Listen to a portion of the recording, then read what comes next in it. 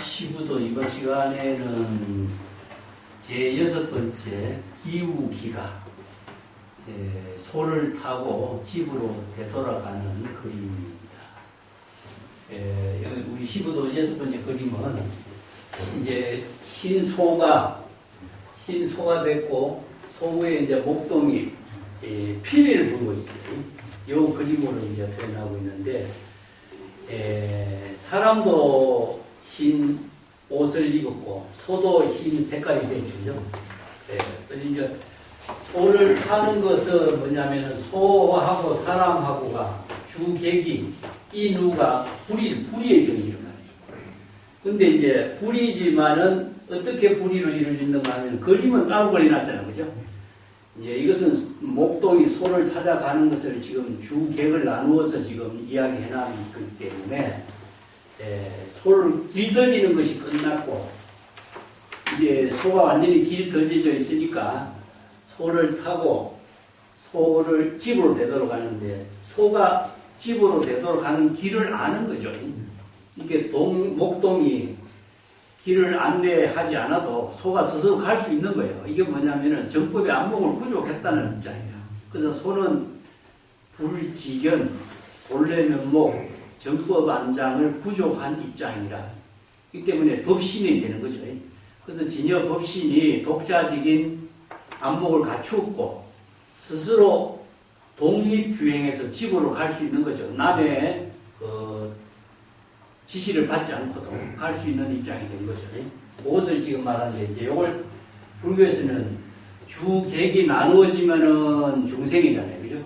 주객이 인우가 나누어지지 않고 하나가 된 거죠. 그래서 불이라고. 불이 부문은 일여의 세계입니다. 자, 그걸 불이 부문의 경지를 깨달아 체득한 입장. 그런 것을 이제 표현하고 있는데, 선어록에서는 이걸 어떻게 표현하고 있냐면은, 백색 일여라. 백색. 흰색이죠. 그죠? 이게 소도 흰색이요. 동자도 흰색이요.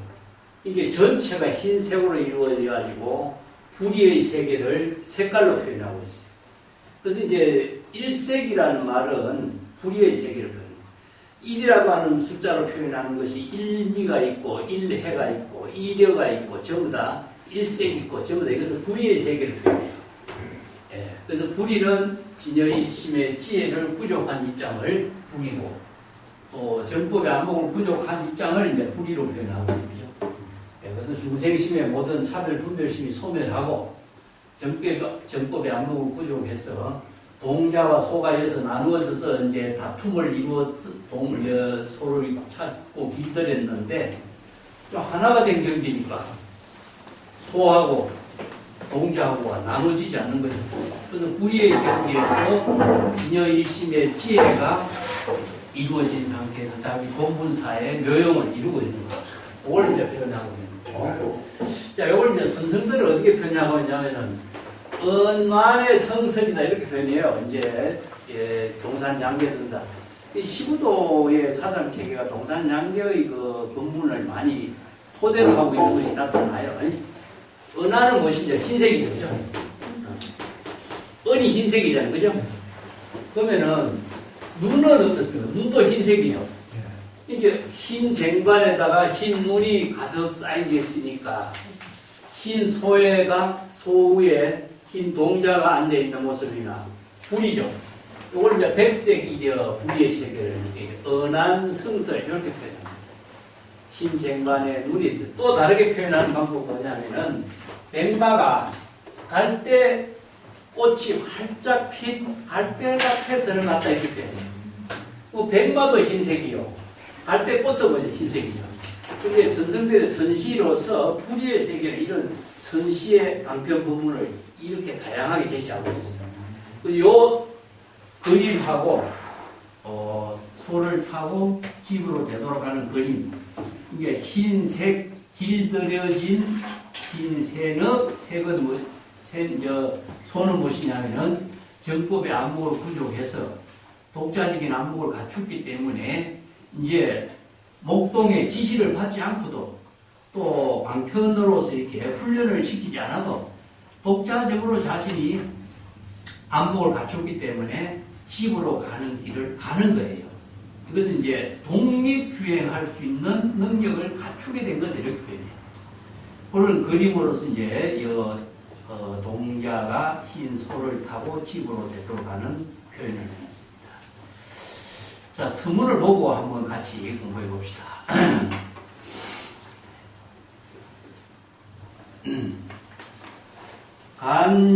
간과입하하고 덕실환공이다. 요 구절이요 굉장히 어려운 구절인데, 간과는 창과 방패죠, 그죠? 창과 방패라고 하는 것은 이게 무기입니다, 무기. 창으로 찌르고 방패로 막고 하는 게 전쟁을 하는 거예요. 자, 여기에서 전쟁하는 내용은 무엇이냐면, 동자가 구도심으로서 소를 찾는 것은 구도심을 발심수행, 방편수행하는 것을 여기에다가 소를 찾아서 길들이는 것을 이게 전쟁에다 비유하는 거죠. 자, 여기서 이제 다르게 표현한다면, 동자가 소를 찾고 소를 꽃비에 깨고 또 끌어당기고 채찍질 하면서 소를 길들이는 일, 이런 일이 있죠, 그죠? 이걸 전쟁으로 표현해요. 창으로 찌르고 방패로 막고 전쟁이 끝나고 이런 뜻이죠. 근데 이제 창과 방패로 전쟁하는 일이 끝났다 해서 소를 찾아 꽃비를 깨고 끌어당기고 소를 길들이는 일이 끝났어. 그러니까 소가 이제 독자적인 능력을 갖추게 된 것을 표현해요. 우리가 수행자가 여러 가지 방편법문을 수행하고 발심 수행하고 영업 수행해서 정법의 안목을 부족한 입장을 이렇게 표현하고 있습니다. 덕실환공이요. 여기서 얻고 이름이 모두 다 텅 비워졌다. 여기서 얻는 것은 뭐였습니까? 앞에서 견우에다 덕우에다 이걸 얻는 거예요. 이제 소의 발자국을 따라서 소를 소를 도왔죠, 그죠? 그리고 덕우, 소를 얻은 거죠, 그죠? 소를 얻은 것, 그러고 뒤에 무엇이냐, 모부는 무엇이죠? 길들이는 거죠, 그죠?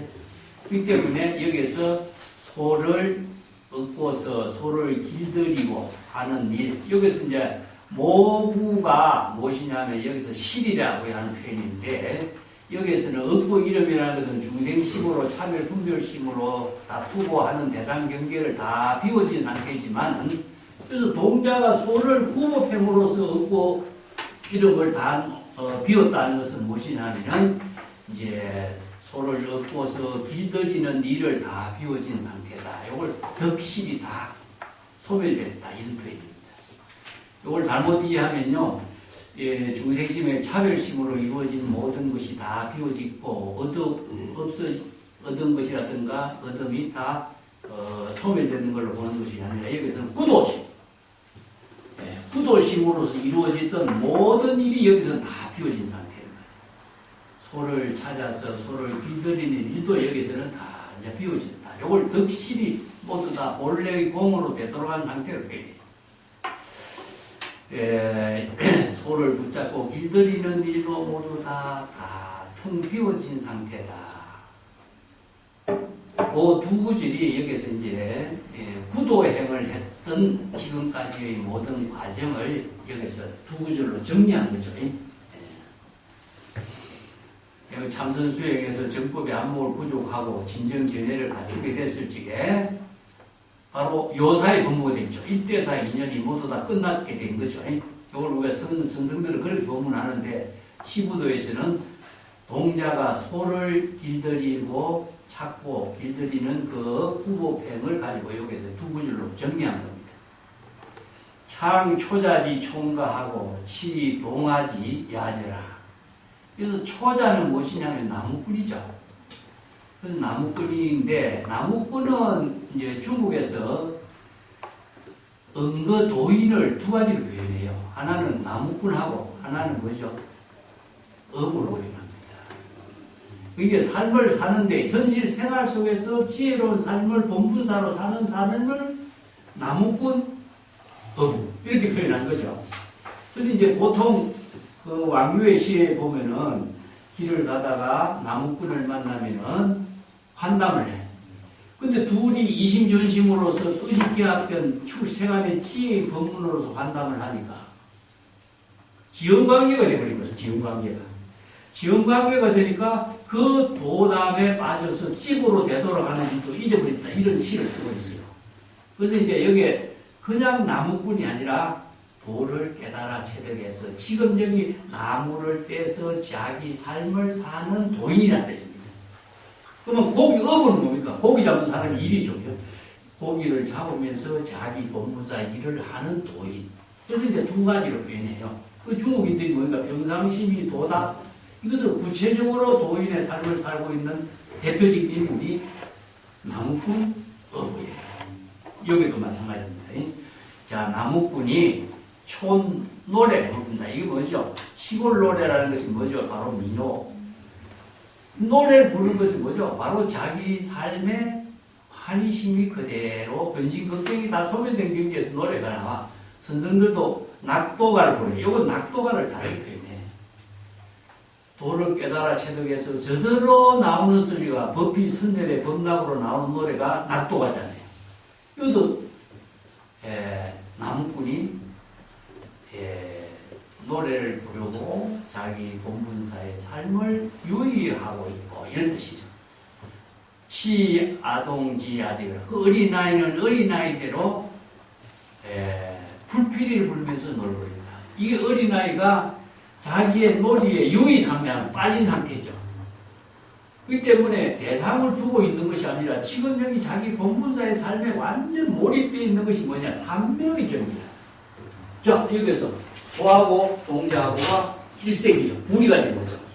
그것을 불이 법문의 경지에서 자기 본분사의 삶을 법피 선열의 법락으로의 삶을 사는 모습, 평상심시 도의 삶의 모습, 이것을 불의의 경지에서 살고 있는 것을 그림으로 표현하는 거죠.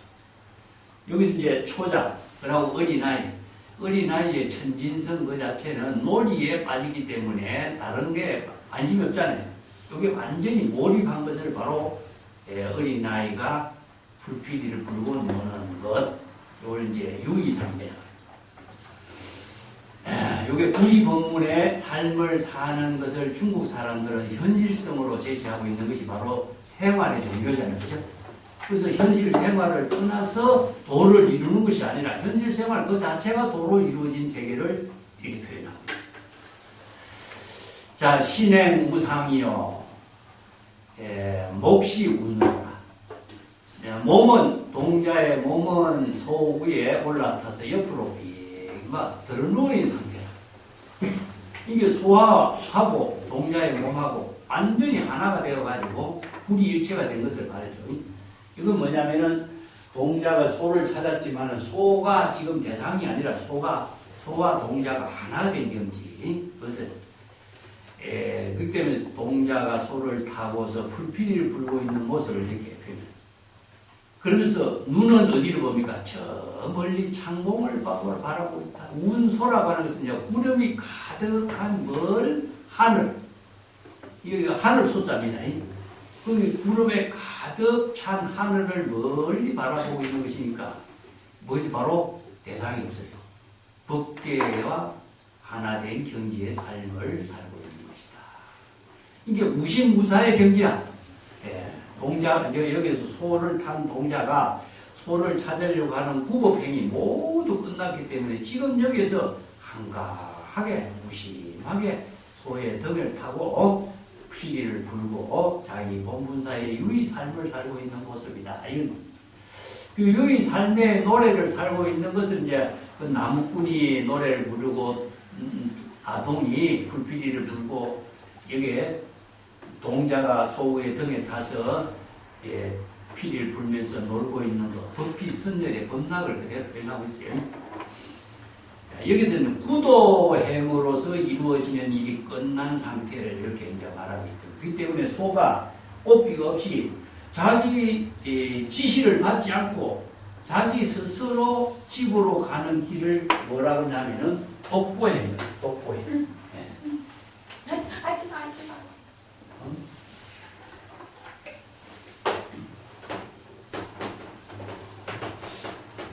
독보행. 그래서 안목이 없는 사람은 독보는 못하죠. 그죠? 그래서 노자에 있는 말을 갖고 독립주행이라는 말을 써요. 독립주행. 그래서 정법의 안목을 부족한 사람만이 대장부는 독립주행을 할 수 있는 것은 안목을 갖추기 때문에 남의 지시를 받지 않고 스스로 자기의 갈 길, 할 일을 판단해서 가는 것을 말해요. 그래서 이제 장부는 충천지기요 이런 말 쓰죠. 그죠? 예. 그래서 독립주행할 수 있는 능력을 갖춘 입장입니다. 그 다음 구절이요. 환한불례의 로농부지요. 이 구절은 현사사비의 법문입니다. 그 현사사비선사가 이 법문을 가지고 설법을 자주 했는데 그것을 여기서 인용을 하고 있는 거죠. 로농이라고 하는 말은 뭐냐면은 소를 붙잡아서 우리에 가두는 입장을 로농이라고 해요. 그래서 호환불례하는 것은 뭡니까? 소를 말하죠. 근데 이게 소는 무엇이었습니까? 소는 자 여기가 이제 소가 원래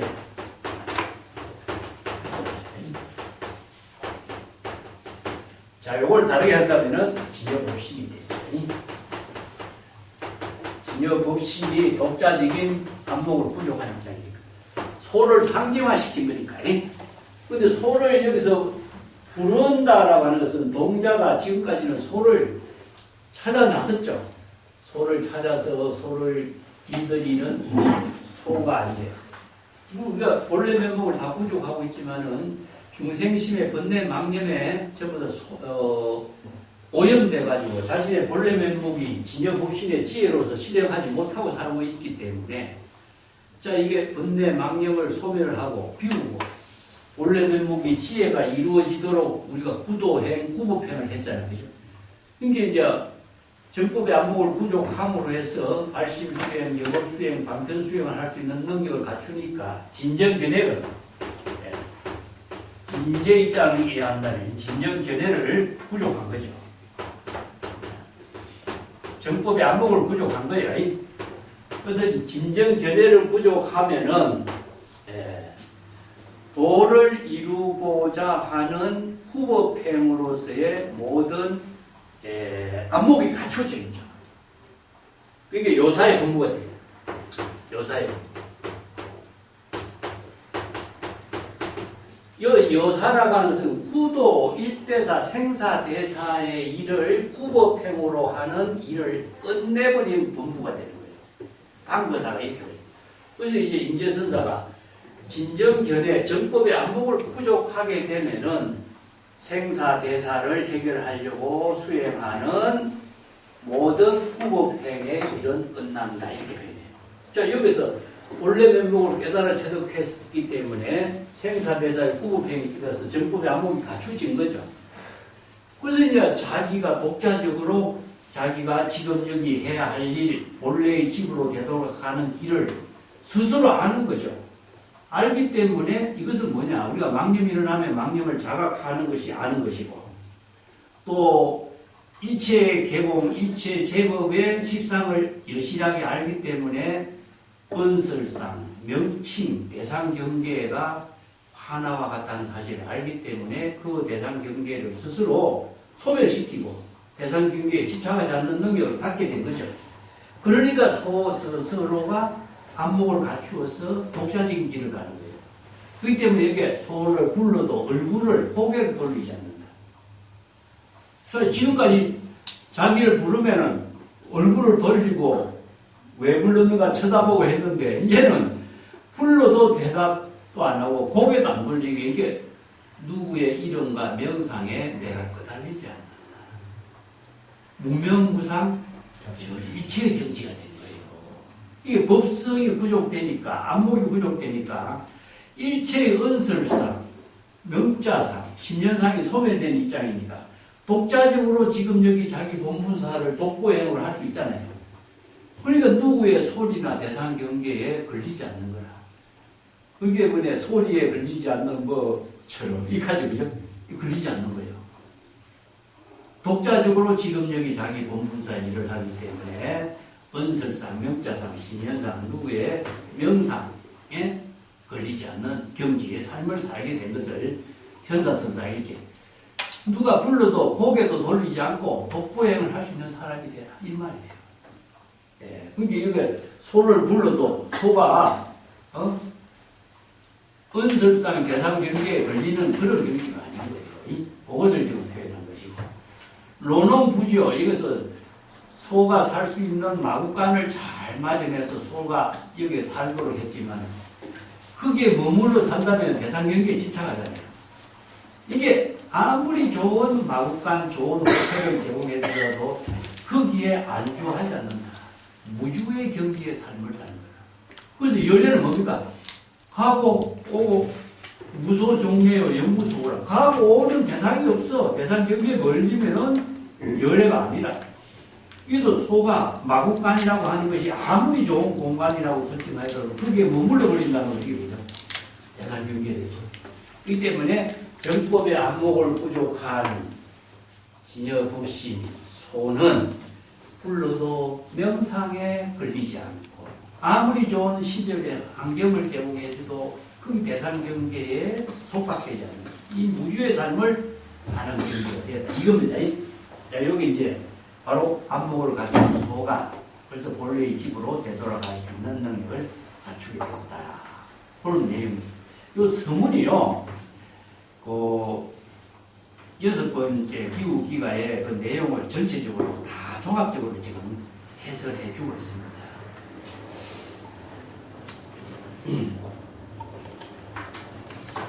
그 여강가라든가 농부의 어부가라든가 이런 것은 내가 뒤에 48페이지 좀 써놨는데 그 나무꾼이 태평가를 부르는 거 이걸 격양가라고 해요. 이게 이제 민요를 말합니다. 민요. 우리가 뭐 민요를 부르는 것은 항상 우리가 좋을 때 자연스럽게 나오는 소리잖아요. 그죠? 흥얼거리는 거. 그 유명한 이야기가 이제 초나라 굴은 어부사에 창랑에 물이 맑으면 갓을 씻고 창랑에 물이 흐리면 발을 씻는다. 이 유명한 구절 있잖아요. 그죠?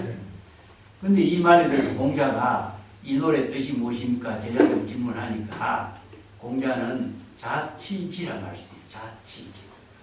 자기가 대접받을 짓을 스스로 하고 있는 거다. 우리가 남에게 대접받으려고 하지 마라. 자기가 대접받을 짓, 평상에 하고 있는 일이 자기가 대접받을 일을 하고 있는 것이다. 이게 인격이 일상생활 속에서 그대로 드러나는 것이 인격이거든요. 그래서 자취지라고 해요. 이게 한 구절을 우리가 명심해야 돼요. 이 창랑에 물이 맑으면 갓을 씻는, 물이 맑으면 갓을 씻지만 물이 흐리면 발을 씻는 거다. 이게 물에 맑고 흐림에 따라서 물이 대접받는 거나 이걸 자치지라고 해요. 이런 말들이 이제 중국 사람들은 지혜를 제시하고 있는 여러 가지 고사가 되죠.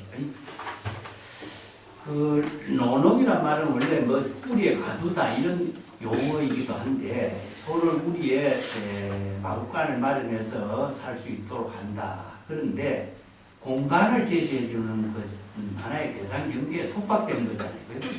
이것을 이제 은유적으로 표현해 가지고 현사사비는 일체의 대상 경계에 초월된 경지를 이렇게 본문으로 제시한 겁니다.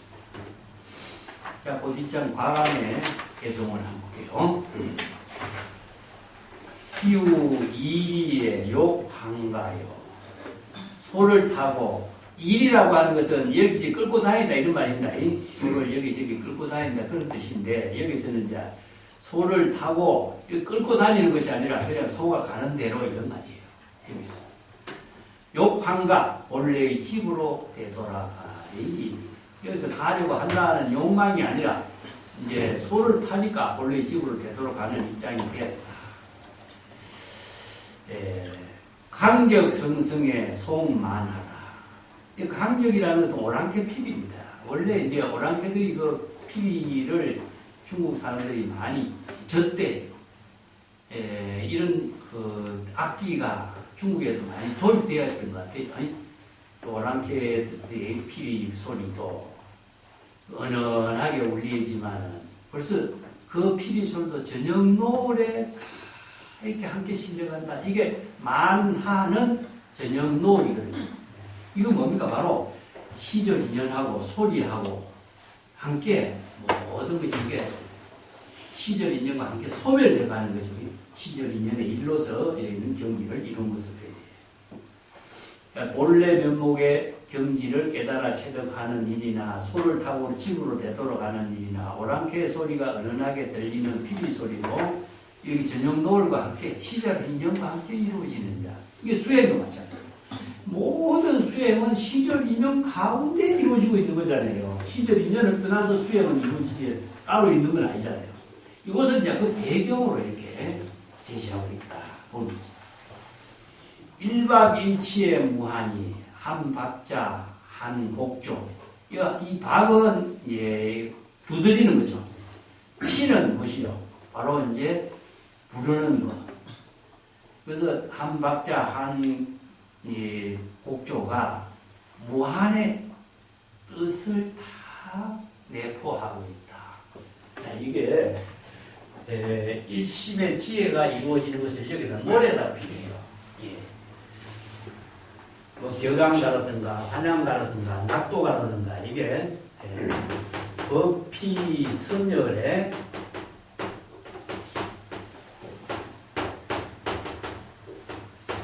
그걸 범락이라고 하는데 범락이라고 하는 것을 우리가 어떻게 표현하고 있죠? 마음의 환이죠.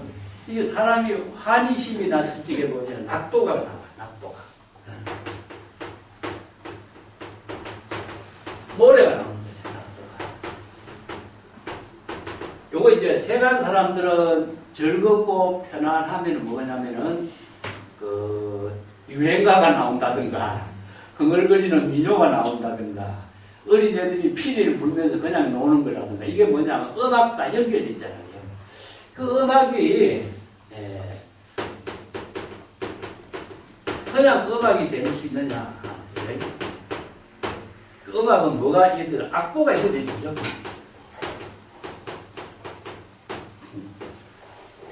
음악은 악보가 있어야 됩니다. 악보에 맞추어서 악기로서 연주가 되잖아요. 그죠? 음악하고 악기는 뭡니까? 방편 도구죠. 음악의 모든 악보는 언어잖아, 언어. 이게 방편 건물이고, 그 언어를 사용하는 것은 도구고. 그러니까 우리가 음악을 이해한다라고 하는 것은 악기를 사용해서, 악보를 통해서 악기를 사용해서 소리가 나는 것을 우리가 같이 그 하나로 유의했을 때에 불이가 되잖아요, 불이가. 그래서 이제 여기 뒤에 밑에 이제 지음이 나오죠, 지음 관계. 예? 지음이 나오잖아요. 이 때문에 여기 오랑캐 피리가 부는 것에 소를 타고 피리를 부는 것, 이것을 오랑캐 피리에다 비유해가지고 하는. 여기 내용은 무엇이냐 하면은 노래를 피리를 불고 노래를 부르는 것 자체가 법피 선열의 범락으로 이루어진 경지인데 범락으로 이루어진 게가 어떻게 이루어지는가? 불의의 경지가 어떻게 이루어지는가? 이걸 지금 이야기하고 있어요. 이거 계속 맞추고 같이 함께 봅시다.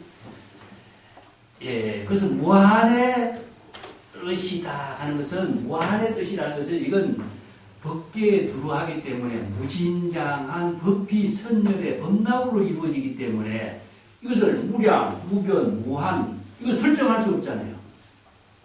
중생의 세계는 뭡니까? 이게 설정이 돼. 그렇지만 법피 선열의 범락은 무진장, 무량, 무변. 그래서 무일물 중에 무진장의 범락이 이루어진 거예요. 그래서 일체 중생과 함께 무진장의 범락을 함께 하는 공덕이 회양이 되는 거죠. 그런 경지를 이루는 것을 무한이라고 하는데 그 대표적으로 범락으로 표현하면 우리에서 가장 사용 많이 하고 있는 그 의식이 있어요. 향을 피우죠, 그죠? 향을 피우잖아요, 그죠? 우리가 향을 피우면은 향이가 훈섭이 되는 거죠, 훈섭이.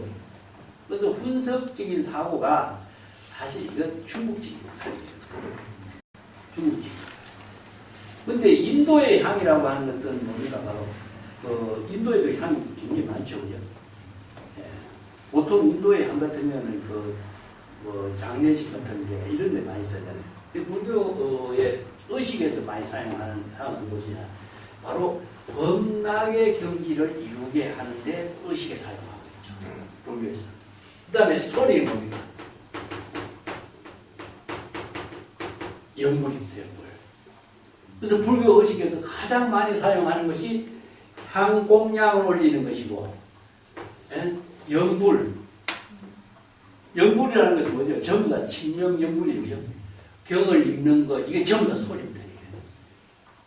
향성 무진이다. 들어봤어요? 향성 무진이란 말. 옛날에 경봉스님이 이 글을 많이 썼어. 북글씨. 향성. 향기와 소리는 무궁무진한 걸 하는 무진이라 무진. 이거 똑같아 이게. 한국조 박자가 법비 선열의 법락으로 이루어지기 때문에 이게 무인물 중에 무진장으로 이루어져. 이 경지를 바로 법락의 세계를 표현해요. 지엄 하필 보순아지요. 이어서 지엄이 나오죠. 지엄. 자, 여기서 오늘 지엄을 갖고 이제 그 다음 스포이 화상에도 지엄이 나와요. 이게 지엄 관계를 가지고 이 본문을 조합. 법비 선열의 법락하고 지엄하고 지엄의 곡조를 아는 사람이 지엄이죠. 여기서 지엄은 누굽니까? 바로 본래 면목. 그래서 본래 면목의 지혜를 지엄이라고 여기서. 그래서 본래 면목의 지엄을 여기서 지엄이라고 하는 것은 이제 열자 탕문편에 백아의 금운고의 연주를 잘 아는 사람이 종자기입니다. 그래서 종자기를 지엄 관계라고 두 사람. 그러니까 백아와 종자기는 불이 관계라 지엄으로 이루어진대. 백아, 종자기.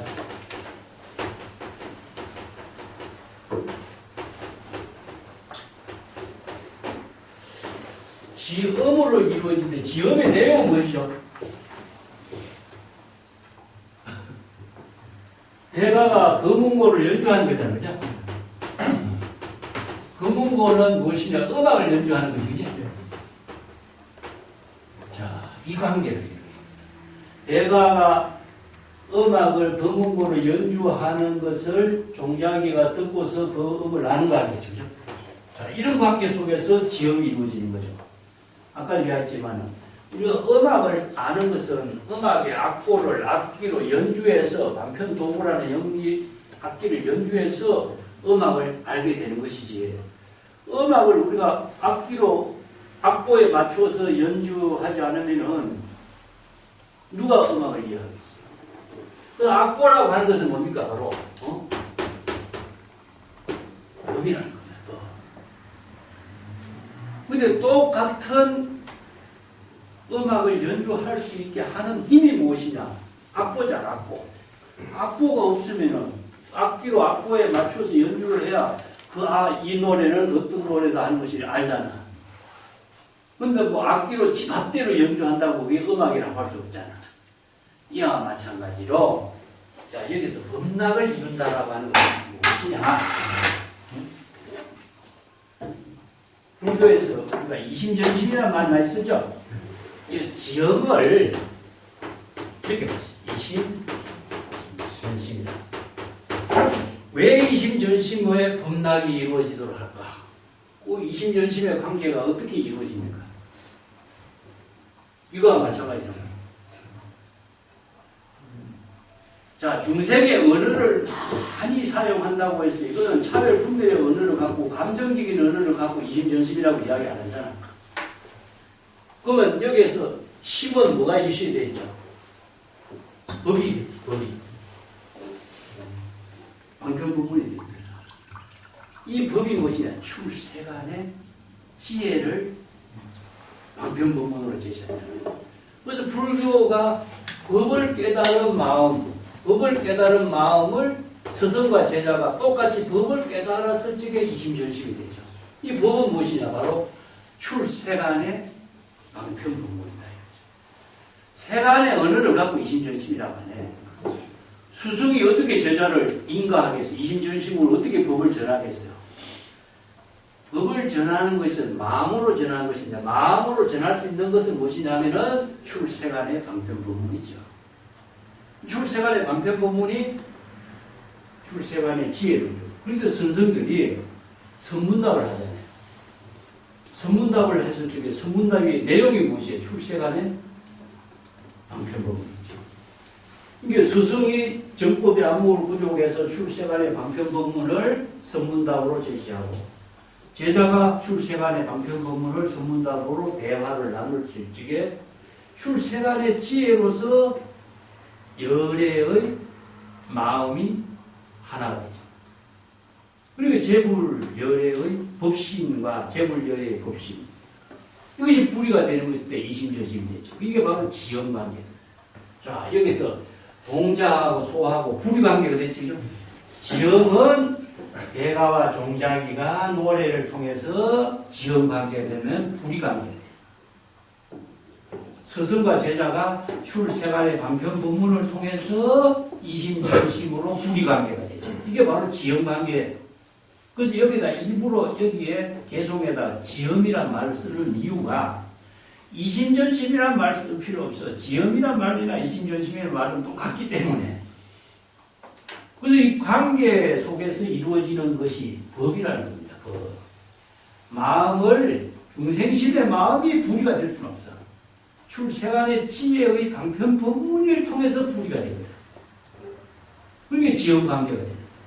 그래서 정법의 안목을 구족했을 때에 제자가 정법의 안목을 구족한 이심전심의 방편법문을 대화로 나눌 수 있을 때 스승이 제자를 인도하는 거죠. 그래서 그 경지를 뭐냐? 아까도 얘기했지만 소가 안목을 갖추었다 그러잖아. 이제 남의 지시를 받지 않고 독자적으로 독보행을 할 수 있는 능력이니까 스스로 이 음악을 연주할 수 있고, 스스로 그 음악의 연주를 자신이 여급하게 잘 듣고 알 수 있는 경지가 된 거죠. 이게 지음이라. 우리가 다른 걸로 해볼 때 바둑을 뜨는 사람이 적수지음이라고 얘기해요. 바둑이라는 도구를 통해서, 바둑의 묘수를 통해서 잘 아니까 적수가 되는 거잖아. 바둑이라는 적수의 묘수를 알지 못한다면 누가 바둑을 적수라고 이야기하겠어? 적수지음이라고 하겠어? 자, 여기서 지음의 내용이 무엇이냐? 거문무로서 음악을 악보에 맞춰서 여법하게 연주했을 때에 이 음악을 아는 경지가 되는 것처럼, 재불열애가 불교의 방편법문을 불이 법문으로 출생하는 지혜의 법문을, 음악의 악보와 같은 법문을 정법의 안목의 눈으로 대화로 설법할 수 있을 때에 이심전심이 되는 거죠. 이 때문에 마음은 뭐와 연결되어 있습니까? 언어죠. 마음은 언어와 연결되어 있다. 마음의 모든 내용은 언어다. 그래서 내가 적심시분, 이 마음이 과거로 부처다 하는 말은, 이 마음이 바로 출세간의 지혜를 통해서 부처의 지혜를 이루는 것을 말하는 것이지, 이 마음이 어떻게 부처가 되겠어요? 허상이지, 허상. 이 말은 아는데 내용은 없는 거예요. 허상이 됩니다. 이 관계를 지금 여기서 정확하게 이야기해 주고 있습니다. 지금 어떻게 복조를 아는 이라고 어찌, 이렇게 고순하라고 하는 말은요, 말로 말하다는 뜻인데, 이건 칭찬하다는 뜻입니다. 고순하라는 말 자체를 여러분, 우리 불교에서는 정말 자세하게 표현하고 있는 언어가 있어요. 내가 49페이지에 줄을 달아놨는데, 능가경이 있죠. 사람은 목구멍, 혀, 입술, 턱, 치아, 광대뼈 등을 움직여서 소리를 내고, 언어 문자로서 서로 담론하는 것을 말이라고 합니다. 이게 기가 막힌 말이에요. 인간은 말을 할 수 있는 문화인이라는 뜻인데, 불교에서는 경전에서 벌써 옛날부터 이렇게 제시해놨어요. 그 인제력에도 나와.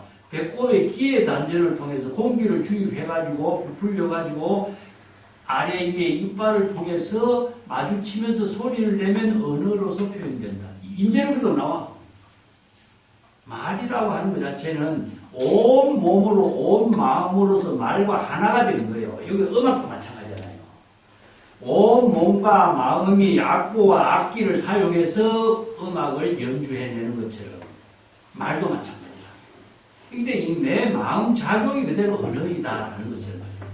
이 때문에 지형관계라고 말할 필요 없다. 이거 자체가 바로 음악과 자기의 마음과 불의의 지체다. 이게 소를 타고 가는 동자와 불의의 관계를 표현하고 있는 것과 똑같은 입장을 말하고 있습니다. 자, 언어 그 자체가 세간의 언어가 아니라 출세간의 방편 지혜의 법문으로 이루어진 언어를 통해서 우리는 재불열애가 되는 것이기 때문에 지형관계나 음악을 이해하는 지형관계나 똑같은 관계다. 이심연심도 그런 관계다. 이런 뜻입니다. 석고이 화상에 계속 나왔습니다. 지정전하 적시간. 자, 이 손으로 지시하고 있는 거, 이게, 그것이 바로 자기의 본래 집이다. 이건 뭐냐면은, 저 언덕이 바로 집이다 하는 건데, 꼭 자기 집이라고 하는 게 설정되어 있는 것이 아니라, 본래 면목이 집이니까, 그죠?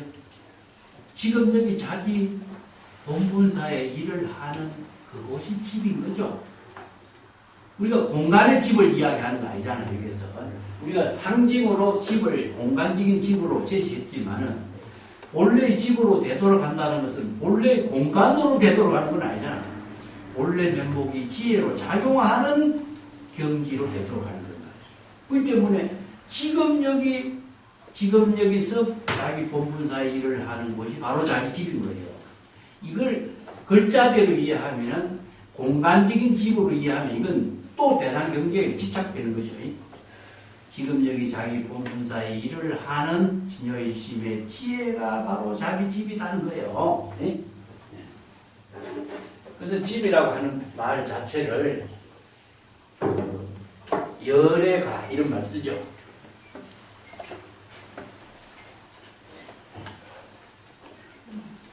기가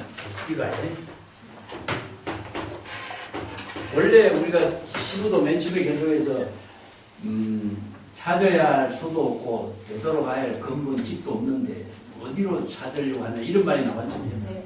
네. 집이라고 하는 것 자체는 본래라는 의미다. 본래라고 하는 것 자체는 바로 열애라는 뜻이다. 열애. 진여 일심의 지혜가 열애니까 진여 일심의 지혜가 작용하는 곳이 뭐니까 지금 여기 자기 본분사의 일을 하는 것이잖아요. 그죠? 그 집이라고 하는 것을 공간으로 설정하면 안 되는 거죠. 항상 지금 여기 자기 본분사의 일을 하는 항처가 바로 집인 것이고 자기가 불도를 실행하는 것이고 공덕행을 이루는 것이고 그래서 지금 시간과 공간이 초월돼서 이루어지는 것이지 그걸 장소나 시간에 설정하면 안 되는 거죠. 집이라고 하는 것. 그래서 중생심에서 본래 면목의 지혜로 전향하는 것을 기가라 하지 공간적인 장소를 시간과 공간이 초월된 입장인데 공간적인 장소에 집을 설정한다는 것은 또 대상 경계에 집착하게 만드는 것밖에 안 되겠죠. 그래서 지금 여기가 바로 자기 집이라는 겁니다. 선치 동각 출연하여 선이라고 하는 것은 곧장이라는 뜻입니다. 곧장. 동각을 불다. 동각은 뭐냐면은 나무를 오동피리 나무를 깎아가지고 그 피리를 만든 거예요. 이게 악기인 거예요. 악기. 오동피리 나무를 깎아서 피리를 만들어 불고 이게 뭡니까? 바로 시부도 소를 타고 있는 동자가 피리를 불고 있잖아요. 악기죠, 악기.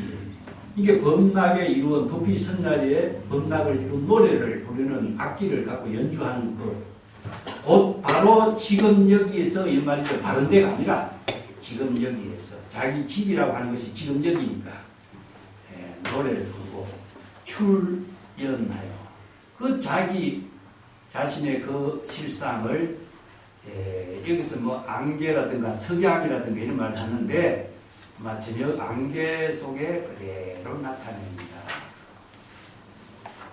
이건 시절 인연과 함께 나타나는 것을 이렇게 표현해요. 보통 시적으로 이 사람들이 안개 낀 그 자취나 흔적이 드러나지 않고 극하게 이루어지고 있는 상황을 이렇게 표현해요. 홀련변작 환향조 환희 미필지연 긍대라. 근데 갑자기 노래를 환향곡의 곡조로 노래를 바꿔. 그냥 연주하는 노래가 이렇게 동자가 소를 타고 부르는 연주하고 있는 악기를 연주하는 노래 곡조가 무엇이냐? 환향곡이다. 이겁니다. 환향곡. 본래 집으로 되돌아가는 거니까 그 환향곡의 곡조로 노래를 바꾸어서 피리를 불고 있다 이거죠. 이 환향곡이라는 것이 기가의 내용이 무엇이냐? 환향곡입니다. 그래서 법비 선야의 범락을 이루는 노래인데 이게 고향으로 되돌아가는 거, 본래 집으로 되돌아가는 것이죠. 그런데 낙도가 가운데에 환향곡의 곡조로 갑니다. 바로 이제 현중곡이라고 합니다. 뭐 이게 선생들이 붙인 여러 가지 곡조, 낙도가의 곡이 여러 가지가 있어요. 범락을 이룬 법비 선열의 범락으로 부르는 노래가 있는데 이건 곡의 내용입니다. 원래 집으로 되돌아가는 노래가 환향곡이라. 그래서 환향곡의 곡조로 나오는데 이 곡조가 무엇이냐면은 오늘 섬에서는 수행에서는 뭐죠? 전심, 전기, 중생심에서 법신으로, 진여 법신의 지혜로 완전히 몸을 바꾸는 거죠. 이게 환향은 중생의 세계에서 본래의 집으로 되돌아가는 것이니까 본래의 집으로 되돌아가는 그 곡조의 내용은 무엇이냐? 내용상으로는 전심이죠. 몸을, 중생의 몸을 진여 법신의 몸으로 전환하는 내용이죠. 이 곡의 내용이 전심인 거죠. 그래서 이제 깨달음의 노래를 말해요. 이게 도노 견성의 노래를 여기 환향곡이라고 그랬죠. 그래서 이제 출세간의 지혜를 이루는 환향곡의 내용입니다. 자, 성경이 제시하고 있는 은유적인 편입니다. 출세간 지혜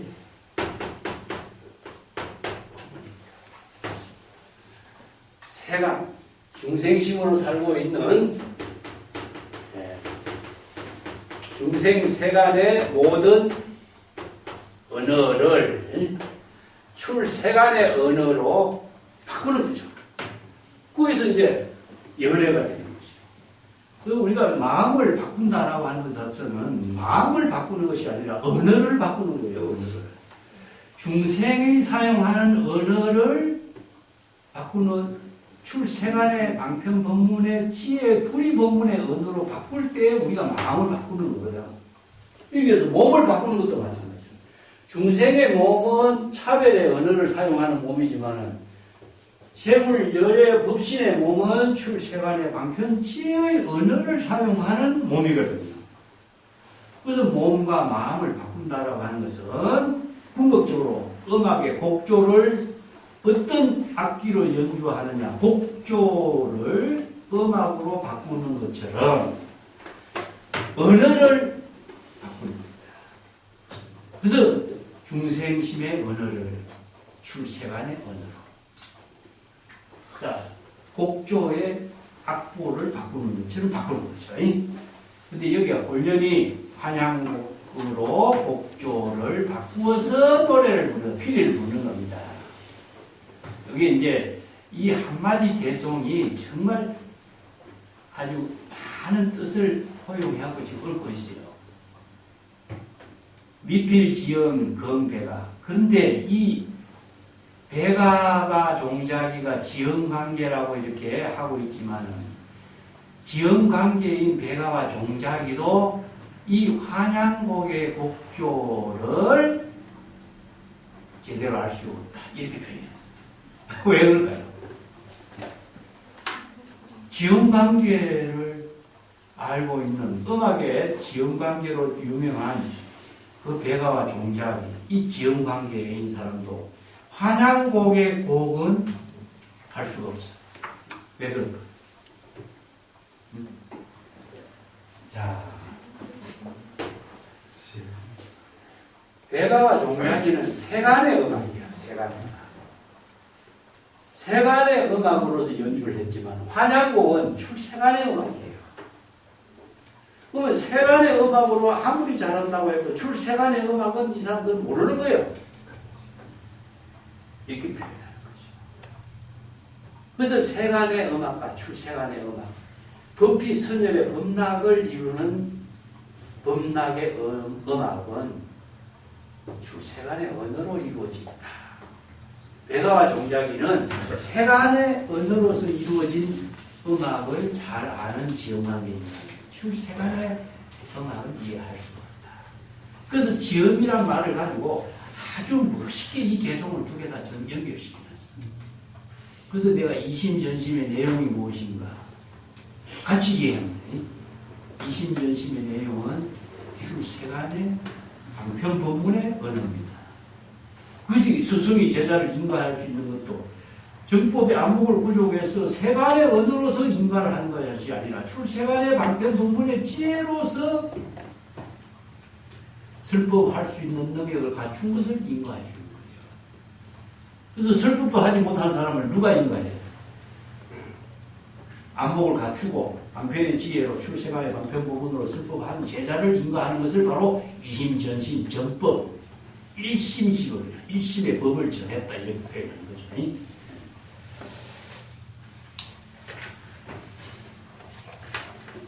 자, 그 밑에 49페이지 내가 동안상찰선사 10편단에 환양곡의 곡조를 어떻게 부를까 이 문제를 제시하고 있어요. 환양곡의 곡조라는 말이 나와. 그런데 여기 시부도는 이 동안상찰선사의 시편담의 이 구절을 참고하지 않았나 나는 그렇게 봐요. 그런데 전성록 식금 장사 경잠선사의 남전선사의 제자인데 오늘 고향으로 되돌아와서 대도의 문에 들어와 남전이 도와 침에 하늘과 땅에 두한다고 말하고 마음과 마음이 모두가 조부라는 말씀은 이제 본래 면목을 조부라고 해요. 머리를 돌리면은 차별 분별식으로 이루어진 경지예요. 그래서 이제 이 개송을 환양곡의 입장을 이렇게 설법하는 내용이 있어요. 그래서 환양곡은 출세간의 방편지 법문입니다. 배가와 종자기가 아무리 음악을 잘한다 하지만 이건 세간이야. 그래서 여기 세간법과 출세간법을 구분해서 지금 이 지연관계의 입장을 갖고 써가고 있습니다. 자, 50페이지에 보면은 대나화상에 또 하다하는 개송을 봅시다. 독이 덕득 자기가 하니. 여기서 독이라는 것은 소를 거꾸로 타는 겁니다. 소를 거꾸로 타는 유명한 그림이 누구냐? 노자죠, 노자. 노자는 소를 거꾸로 탄다. 소를 거꾸로 탄다는 이유는 뭘까요? 왜 소를 바르게 안 타고 거꾸로 탄다고 이렇게 했을까? 부대사 같은 경우도 이런 말이 있죠. 소를 타고 걸어서 가면서 물소를 타고 소를 타고 물 위를 걸어가고 응? 물은 다리는 흐르는데 물은 흐르지 않고 이런 말을 쓰죠. 이게 바로 무엇이냐 하면은 그 불가사의 해탈을 얘기해요. 불가사의 중생심으로 사량 분별할 수 없는 경지를 표현해요. 자, 이걸 또 다르게 표현한다면 무의 자재라는 것입니다. 무의 자재.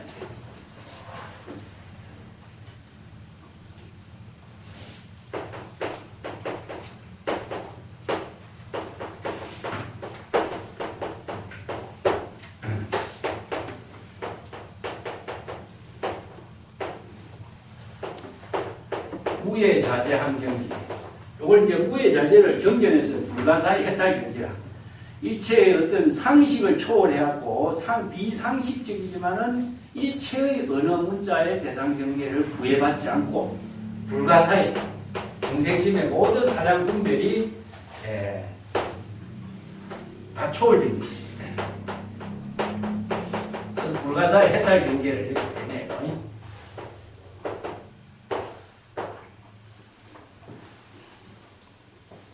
또 하나의 이제 우리가 무예자재한 경지의 삶을 사는 경지는 뭐냐면 비도행이야. 비도행. 반상합도, 비도행 이런 말이 하죠. 그 중생심으로 상식적인 삶을 사는 것이 아니라 중생심의 상식이 접근할 수 없는 세계 이런 말을 비도행이에요. 이런 말이 이제 같이 유마경에서 이제 비도행.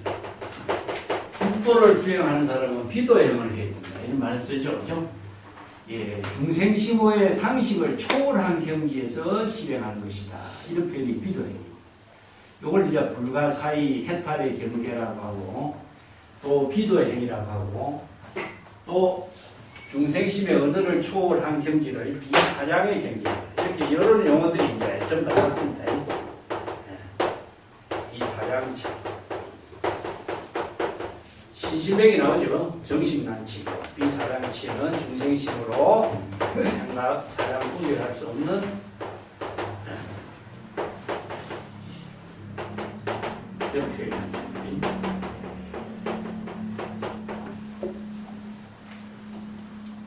중생심으로서는 접근하고 이해할 수 없는 세계다. 전부 다 같은 입장이에요. 소를 거꾸로 탄다. 이것은 무예자재하는데 이것은 거꾸로라고 하는 것은 상식을 초월한 것이고 불가사의한 경지고 비사량처고 이런 의미를 다 두고 있습니다. 근데 소를 타고 걸림없이 덕덕이라는 것은 여기에 일부러 특별하게 그런 뜻인데 걸림없이 이런 거 아닙니다. 걸림없이 자기의 집으로 되돌아가니 양립 사이에 대만하라. 그래서 양립 사이라고 하는 것은요, 양립은 대나무로 만든 그 우산, 사이라고 하는 것은 풀로 만든 도롱입니다. 그렇기 때문에 이뭐 삿갓이라든가 도롱이 이런 뜻이죠. 이게 중국 사람이 아니라 대나무로 가지고 정말 우산도 만들고 삿갓도 만들고 했으니까 비를 피하는 거. 그 도롱이는 무엇이냐? 비옷이죠. 이게 추울 때 등에 걸치는 어부라든가 일꾼들이 전부 다 도롱이를 걸치고 일을 했어요. 그래서 이제 옛날에는 옷입니다. 그런데 삿갓과 도롱이도 저녁 노래 물들었다. 이게 시절 인연과 함께 하고 있는 모습을 이렇게 되네요. 이것은 뭐냐? 삿갓 도롱이를 입은 그 도인도 시절 인연과 함께 하고 있는 모습이다. 보보청풍의 행처은이요. 소가 한 걸음 한 걸음 본래 집으로 되도록 하는 그런 거리는 청풍이라. 이건 맑은 바람이라. 이게 뭐냐? 일체의 모든 그 오염이 다 소멸됐어. 그래서 청풍명월이라는 건 이런 표현을 쓰죠. 맑은 바람이 불고 그 한 걸음 한 걸음의 행처가 온화하고 편안하다. 걸림이 없다. 이런 표현이죠. 행처라고 하는 것은요, 심행처를 표현하고 있는데, 우리가 걸어가는 것도 심행처예요. 걸어가는 것도 그냥 몸이 걸어가는 것이 아니라 심행이 걸어가는 겁니다. 심행. 몸과 마음이 하나로서 움직이는 것을 전부 다 표현해요. 이게 뭐 육체만이 따로 움직인다고 보면 안 돼요. 그래서 심행처를 행주자 동정이 있는 다 심행처를 표현합니다. 부장촌초의 괴순하라. 그 여기서 이제 촌촉하는 것은 중생심의 망심을 표현하고 있고, 중생심의 망심을 가지고서는 입술을 말을 할 수 없는 경지다. 이런 경지, 불가사의 해탈 경지, 맑은 바람에 마음이 편한 열반 해탈의 경지인데 어떻게 그 경지를 언어 문자로 이야기하고 설명할 수 있겠느냐? 이 마지막 구절은요, 어느 도단 심행처멸, 불림 문자, 은전 불급의 경지다. 그래서 이제 진여법신이 지혜로 작용하는 경지는 일체의 은설상, 명자상, 신전상이 초월됐기 때문에 어느 문자로 설명할 수 없어. 그래서 깨달음의 경지를 이루기는 쉬우나 깨달음의 경지를 언어로 표현할 수가 없다. 그렇게 표현하는 것과 마찬가지야. 일체의 은설이 초월되기 때문이다. 자, 여기 6번째 그림이 이제 기울기다고 7번째 그림을 봅시다.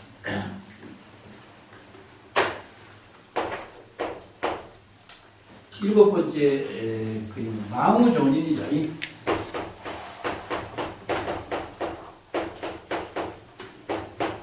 저게 이제 7번째 그림입니다. 7번째 그림 보면은 원래 집으로 되돌아 찍죠. 이 집이 뭐냐면 초암입니다. 초암이라는 것은 수행자가 살고 있는 공간, 투고 초암이라든가 뭐 백거이의 초암이라든가 왕유의 뭐 초암이라든가 이 초암을 쓰는 사람이 많아요. 옛날에. 그래서 안신, 인명, 처인과 동시에 초암이라고 하는 것은 공간적인 세계를 표현하고 있지만 실제로 뭡니까? 초암은 어디죠? 지금 여기 이 시의 지혜가 이루어진 세계. 그걸 이제 공간적으로 표현해요. 앞에는 뭐가 있냐면 요거는 꽃비, 소꽃비고 요거는 채찍이고 요거는 무엇이에요? 도롱입니다. 도롱이. 비오. 이제 요거는 뭐냐면은 소를 길들이고 소를 찾아러 다닐 때 사용했던 도구죠. 도구. 방편 도구입니다. 방편 도구. 그리고 요 모자, 사카. 그래서 이제 대나무로 만든 사카, 도롱이, 채찍, 하고 밧줄. 이것은 전 방편 도구인데 소가 없어지죠. 소가 없어지기 때문에 방편 도구도 필요 없죠. 그래서 이제 방편 도구를 내던져둔 상태라. 소가 없어진 상태에서는 방편 도구도 필요 없는 거죠. 그런 입장이기 때문에 지금까지는 방편 도구로서 언어도 방편 도구죠. 이게 모든 것이 다 음악을 연주하고 악기도 연주하고 우리가 방편 출세간의 지혜도 방편 도구로서 다 언어로 사용했는데 그것이 다 없어진 상태를 말해주네. 여기에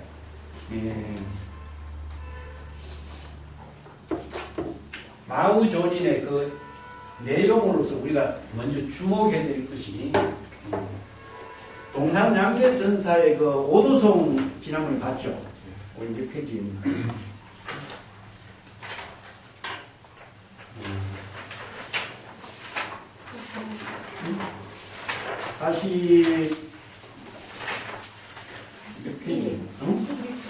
41쪽에 있지. 42쪽에 동산양계 선사의 그 오도송 가운데서도 흑음 정시하라고 하는 말이 있어요.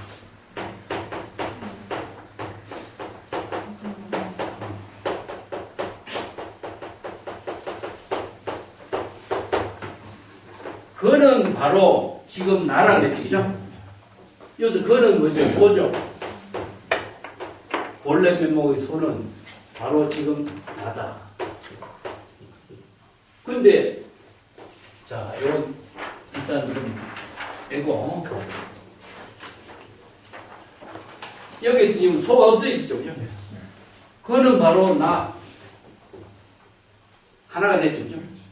소가 하나가 구리가 된 거죠. 그렇기 때문에 소는 없어지고 사람만이 남아있다.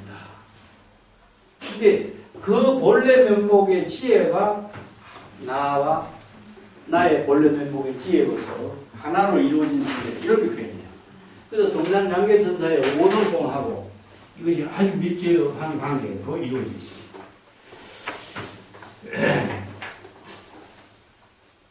본래 집으로 되돌아간 입장에서는 나가 지금 법신이, 진여법신이 지금 일체로 이루어진 삶을 살고 있는 경지가 된 거죠. 그 서문을 먼저 보겠습니다. 법무이법이요 우차이종이다. 도구절이 이제 문제를 제기하고 있습니다. 법은 두 법이라는 것이 이것은 뭐죠? 진여일심 법입니다. 그래서 불교에서 이야기하고 있는 모든 법은 진여일심 법입니다. 그 유마경 같은 데 보면은 전부 다 법이라는 이 한 글자만 해요. 그래서 이 글자가 나오면은 진여일심의 지혜가 이루어집니다. 이 지혜는 어떤 지혜는 출세간의 지혜예요. 출세간의 지혜로 이루어지는 거기 때문에 출세간의 지혜로 이루어지는 언어라는 뜻입니다. 그래서 경전의 법문이 전부 다 재불열애가 진여일심의 지혜로 출세간의 방편 법문을 설하고 있는 것을 불교에서는 불법이라고 하는 거예요. 부처가 설한 법은 재불열애가 진여일심으로 여시설법했다. 진여일심이 바로 여시설법이죠. 여시설법한 내용이 무엇이냐 하면은 출세간의 방편 지혜의 언어라는 겁니다. 그래서 경전의 모든 법문이 출세간의 방편 지혜를 이루는 언어이기 때문에 불이법문이라고 공불공, 체와 용 이런 논리로서 설법이 이루어졌기 때문에 음악의 악보와 같이 과거, 현재, 미래를 초월해가지고 일체의 모든 보살이 똑같은 법을 똑같이 깨달아서 똑같이 설법할 수가 있는 거예요. 이것이 바로 법의 종교라. 그렇기 때문에 법이라고 하는 것은 바로 출세간의 지혜를 이루는 진여일심의 법이다. 이런 뜻입니다. 그렇기 때문에 두 가지 차별의 법이 없다. 이걸 법은 진여일심 법은 불이법문이기 때문에 두 가지 차별심으로 이루어지고 있는 중생심의 모든 분별심의 법이 거기에는 있을 수 없어요. 이게 바로 불법이라는 겁니다. 그래서 똑같이 인연법, 연기법, 세간법, 출세간법, 법을 전부 다 이야기했지만 법 딱 하면은 이거는 바로 열애의 지혜로 이루어진 법이다. 그래서 이 법을 분명하게 깨달아 체득해야만이 여법 수행이 되고 정법이 안목이 부족되고 불법을 깨달아서 불법을 설할 수 있고 법을 체득했다. 그 법신을 이루었다. 전부 다 불교에서는 법이라. 다 이 법을 진여일심의 지혜를 법이라고 한다. 그렇기 때문에 진여일심의 지혜는 중생심으로 차별하는 여러 가지 분별의 모든 연기법, 인연법이라는 것이 거기에는 있을 수가 없다. 그런데 이 법을 소라고 하는 방편을 제시해서 임시방편으로서 소를 제시해서 그래서 소는 무엇이야? 바로 법인데 그런데 여기서 소를 잊어버렸어요. 잊어지죠? 소가 어디로 갔어? 이 법이 사람과 하나가 되죠. 앞에서 우리 공부했어요. 지혜가 없는 사람, 안목이 없는 사람은 사람이 법을 쫓고 깨달은 사람은 법이 스스로 사람을 따른다 했죠. 공부했지 지난 시간에. 법이라는 것은 바로 진여일심이 지혜로 이루어진 경지인데 이게 바로 정법의 안목을 부족하면은 원래 하나가. 그래서 이제 소가 자기와 하나가 됩니다. 그러니까 소가 없어지는 거죠. 왜냐? 법이 사람을 따른 경지가 됐어. 사람이 법을 쫓아갈 때는 뭐 했으면 구법행위 됐잖아. 근데 구법행위 끝나니까 법이 자기에게로 기결이 되어있어. 그러니까 법이라고 하는 대상이 없어진 거죠. 그래서 이 사람은 뭡니까? 바로 법신이 되는 겁니다. 법신. 법을 부족한 몸이 돼요. 그래서 열애 법신이 돼요. 열애 법신. 열애의 지혜를 이루는 법의 몸이 되어버린대요. 그래서 열애 법신이 돼요. 이게 정법의 안목을 부족하게 되고 불지견을 갖추고 열의 실지신견을 갖추고 정법의 안목이 부족된 몸이 되어버린 거예요. 이게. 그러니까 소가 없어진 것은 소가 어디 갔느냐? 사람에게 하나가 되어버렸잖니. 이게 사람이 이제 법을 부족한 입장입니다. 이 관계를 지금 그림으로 표현하고 있습니다. 그래서 소 임시방편으로 소라고 하는 것을 법으로 제시해가지고 종지를 삼았던 것이다. 임시로. 그래서 법을 소라고 하는 방편을 제시해서 소를 찾는 법을 구법행을 소를 찾는 구법 행위로 그림을 그려서 지금 설명해 왔다. 만화책으로 그림을 만들어서 지금 설명했다. 이런 뜻입니다. 그래서 이 종지를 했다는 것은 뭐예요? 종이라고 하는 겁니다. 법을 종. 그래서 불교에서는 선의 종지 이런 말 쓰죠. 예. 종이라고 하는 말은 근본이라는 뜻인데 불교의 모든 것은 진여인심의 지혜를 근본으로 하고 있습니다. 이걸 종지, 종풍, 종가 이런 말을 써요. 그래서 능가경에 이 종이란 말을 최초로 써요. 종은 법을 종이라고 표현해가지고 이 법을 깨닫도록 교라고 말을 써요. 방편법문을 교라고 표현했어요. 그래서 법을 깨닫도록 방편법문을 제시했는데 종교 이렇게 표현해요. 그래서 중국의 선생들이 종교라는 말을 처음 사용합니다. 원래 종교란 말이 없었어요. 선어록에서 처음 사용해요. 그래서 마조의 종교, 백장의 종교, 황벽의 종교 이런 말이 처음 나와요. 그래서 중국에서는 이 법이란 말을 사용하지 않고 종이란 말을 사용한 거예요. 그래서 내용은 똑같은 겁니다. 여기도 마찬가지. 소를 임시 방편으로 종으로 종지로 삼았더라 이런 표현이죠. 그래서 여기서 종이라는 글자와 법이라는 글자가 같은 내용을 정확하게 알아요. 그래서 중국 선생들이 이런 방편의 언어를 바꾼 거예요. 바꾼 거. 인도의 경전에서 전부 다 법이라고 표현했는데 중국인들이 굉장히 애매하잖아요. 이게 중국인들이 잘 이해할 수 있는 방편의 언어를 바꾼 거죠. 그래서 이제 도시적인 그림으로 소로서 표현했고 이것을 선의 종지로 삼았다. 유제토지명이요 현 전어지 차별이다. 자, 이것은 장자의 말을 빌리갖고 쓰고 있어요. 장자에서 토끼를 잡을 때 뭘 씁니까? 올감이지, 그죠? 토끼를 잡는 도구가 올감입니다. 근데 토끼를 잡고 나면은 올가미를 잊어라 이런 말 쓰죠? 그건 뭐냐 하면은 토끼를 잡는 방편 도구를 비유한 이름, 이명이다. 이명은 무엇이냐면 요게 방편의 법문 가명을 이렇게 빌려서 제시하고 있는 것. 또 고기를 잡으려면 족대가 필요하죠. 그죠? 삼태기, 옛날에는 삼태기를 엮어서 고기 잡았던 거예요. 그래서 이게 연이란 말 써. 나무를 잘라가지고 그 엮어가지고 삼태기를 만들어서 고기를 잡았는데 이건 무엇이죠? 고기를 잡는 도구죠. 고기를 잡는 도구가 차별 방편지고 토끼를 잡는 거물이 무엇이냐? 이거 가명이에요. 가명. 이명은 가명이에요. 가명. 이건 임시 방편의 언어다 이겁니다. 임시 방편을 가명이라고 하고 차별지, 방편지를 차별지라고 해요. 그렇기 때문에 임시 방편의 도구로서 사용했다. 방편 도구를 임시 방편의 언어로서 방편 언어를 사용해서 이렇게 방편 본문을 설법한 것이다. 그러니까 언어라든가 종지에는 일체 언어가 없잖아요.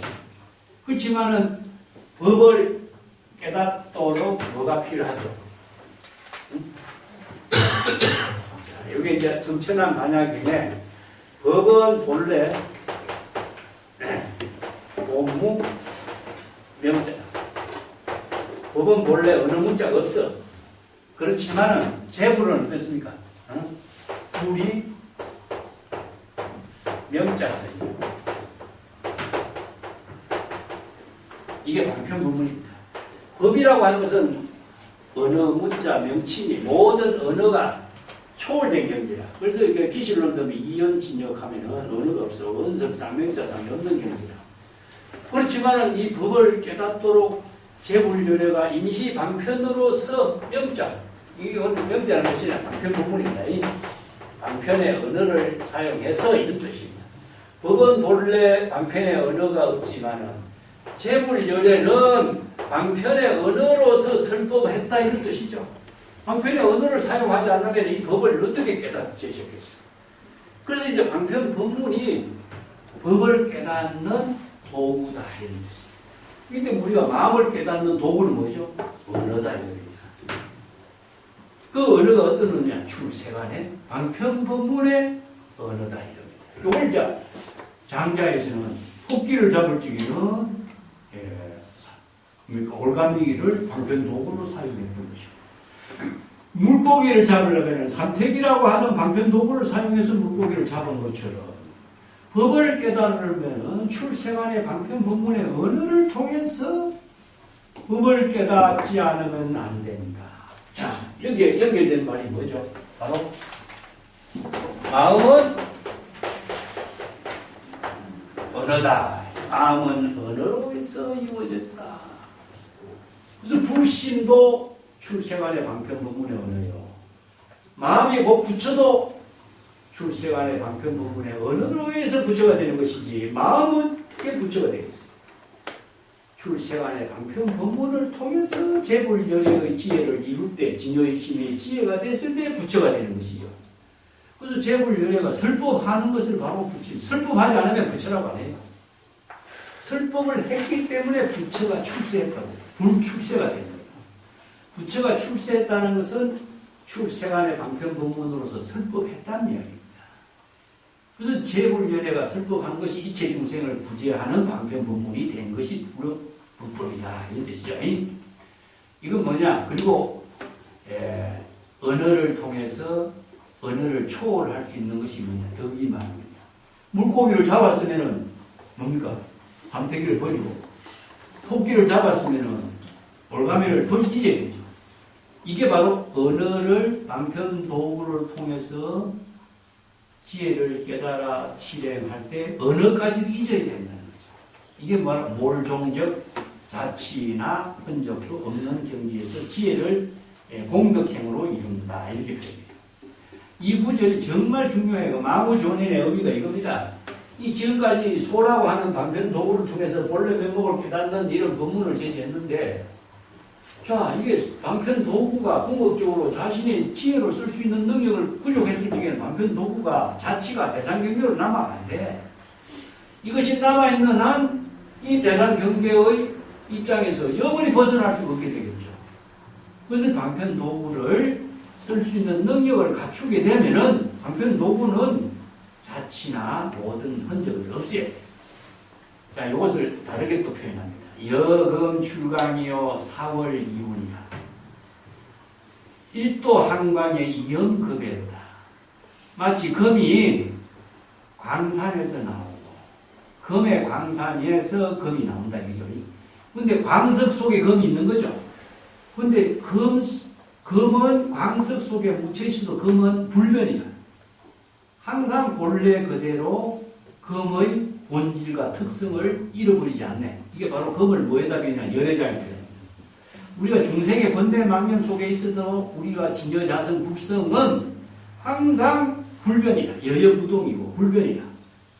그런데 번뇌망념을 제거하면은 여여부동의 진여법신의 지혜가 여여하게 작용하는 것이, 금이 광석에서 나왔을 때 금이 금으로서의 빛을 발휘하는 거나 마찬가지라고 비유한 겁니다. 마치 달이 먹구름을 벗어난 것과 같다. 먹구름 속에 있을 때도 달은 본래 그대로예요. 먹구름에 벗어났을 적에 달의 본래 모습이 그대로 여실하게 드러나는 거죠. 그와 같은 게 태양도 그렇게 비유하는데, 중국에서는 달을 바로 진여법신에다가 많이 비유하죠.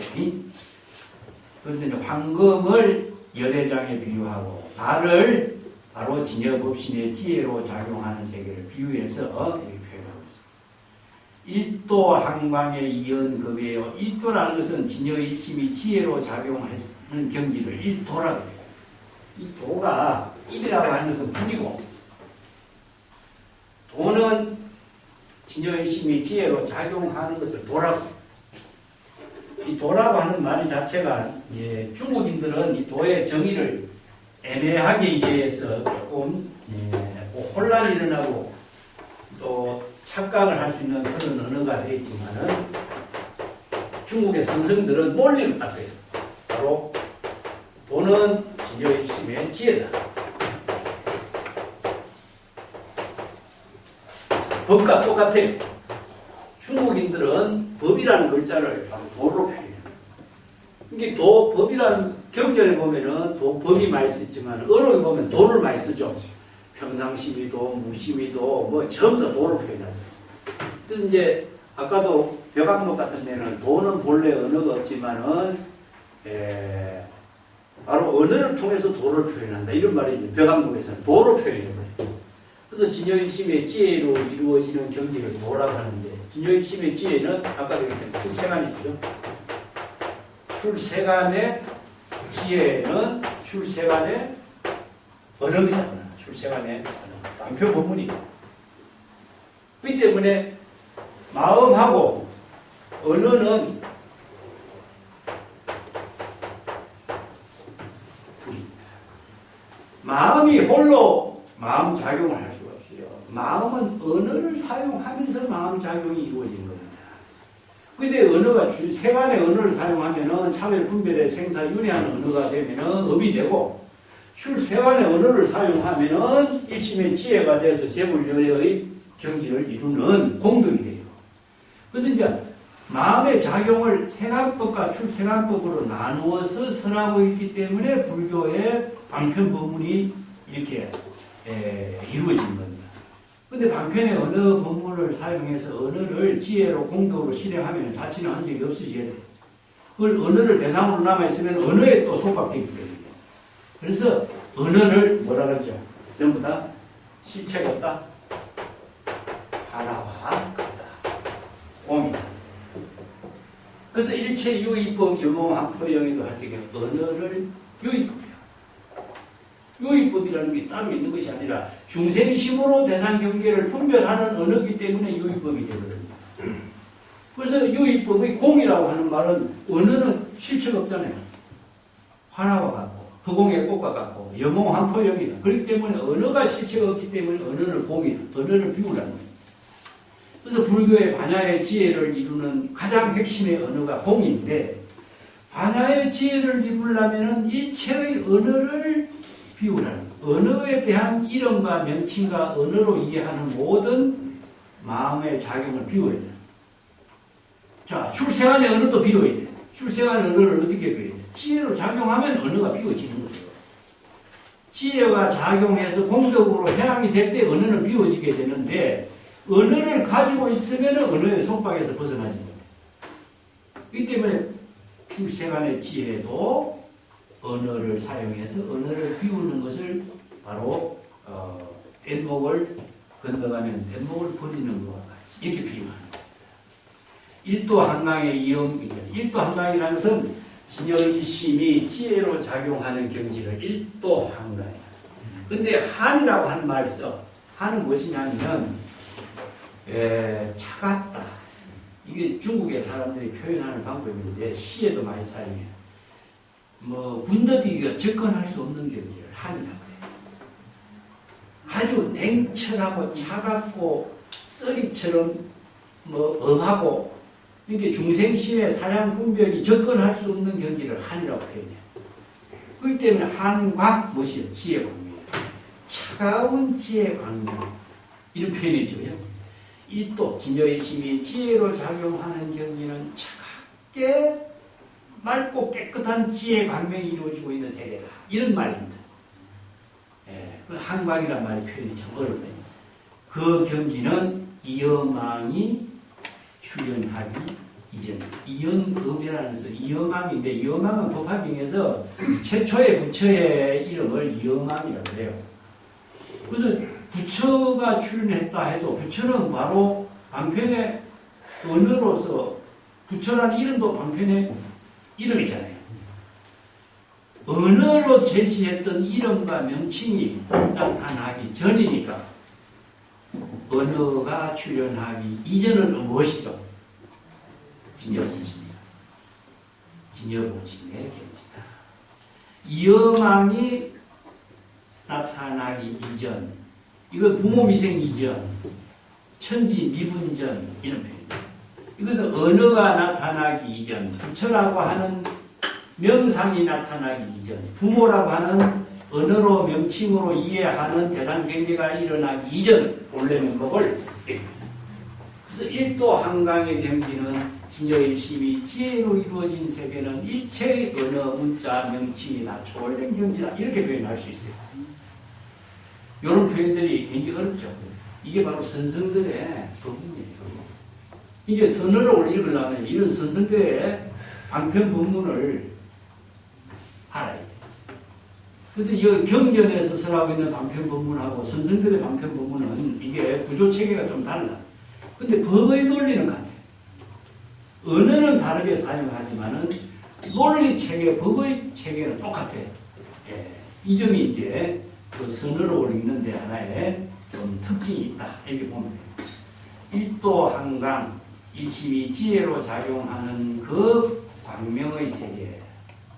그것은 일체의 재물의 명칭이나 언어나 모든 차별 중생심의 차별 분별심이 다 초월된 경지다. 이런 의미죠.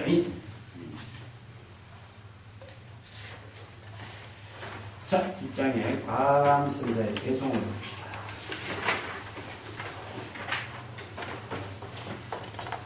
기후 이득 도가산이고 소를 타고 이미 가산은 본래의 집입니다. 자기 본래의 집에 도달했다. 소를 타고 집에 도달했다. 집이라는 대상이 아니라 그렇죠. 자신의 진여의심의 지혜가 이루어진 경지가 집이니까 바로 정법의 안목을 부족해서 진여의심의 지혜로 지금 여기 자기 본분사의 일을 실행하는 경지가 되었다. 이 말과 똑같아요. 근데 이걸 글자대로 보면 집에 도착했다 하면 대상 경기의 공간에 도착한 것처럼 오해할 수가 있어요. 그래서 이제 정법의 안목을 부족해서 시절 인연에 따라 자기 본분사의 일을 독보행으로 할 수 있는 경지를 이루었다. 이런 의미죠. 우야공해 인야하니요. 소도 대상 경계로 있었던 소도 임시 방편으로 제시했던 소도 흠 실책 없이 비워졌다. 자, 이 소라고 하는 말도 언어죠. 이게 전부 다 언어입니다. 사람도 언어예요. 모든 언어나 명칭이나 대상 경계를 다 비웠다. 비웠다라고 하는 내용은 뭘까요? 우리 공예 법문 한번 봅시다. 불교 공부하면서 이 공예 법문이 항상 많은 오해 또 착각을 일으키는데 공을 비우다 하는 뜻인데 언어를 비우다는 뜻입니다. 언어. 소라고 하는 물질을 비우는 게 아니라 여기 소라는 물질이 없죠. 그죠? 소라는 방편의 언어를 사용해서 지금 이야기하고 있잖아요. 그죠? 그리고 사람이라고 하는 동자도 사람이라고 하는 물질을 지금 우리가 비우는 거 아니잖아요. 사람이라고 하는 동자를 지금 이 방편의 언어로 제시한 거잖아요. 그죠? 모든 것도 마찬가지예요. 우리가 물질을 비우는 것이 공이 아닙니다. 물질은 비울 수가 없어요. 물질의 이름과 물질을 이해하는 언어를 비우는 거예요. 이게 바로 중생의 번뇌 망령은 망심은 무엇이냐면 언어와 명칭을 이해하는 이제 대상으로 인식하는 거예요. 그래서 중생의 번뇌 망심을 비우는 것은 언어와 명칭을 대상 경계로 인식하고 있는 소라든가 사람이라든가 명칭을 비우는 거예요. 비우는. 근데 비운다 하면은 비운을 지우지 않죠. 그죠? 비운다라고 하는 말의 구체적인 내용은 무엇이냐? 이걸 불교에서는, 반야경에서는 이런 표현을 했는데, 화엄경에 와서는 이런 표현을 안 해. 공의 구체적인 실천은 무엇이냐 하면은, 심전으로. 마음을 바꾸는 쪽으로 마음 작용을 전환시키는 것으로 공의 실천을 제시합니다. 이게 뭐냐? 일체 유신조예요. 자, 여기 이제 내가 신조 제 환경의 법문입니다. 자, 적신 시불. 그래서 이제 중국의 선생들이 경전에서 적심시불이라는 말을 씁니다.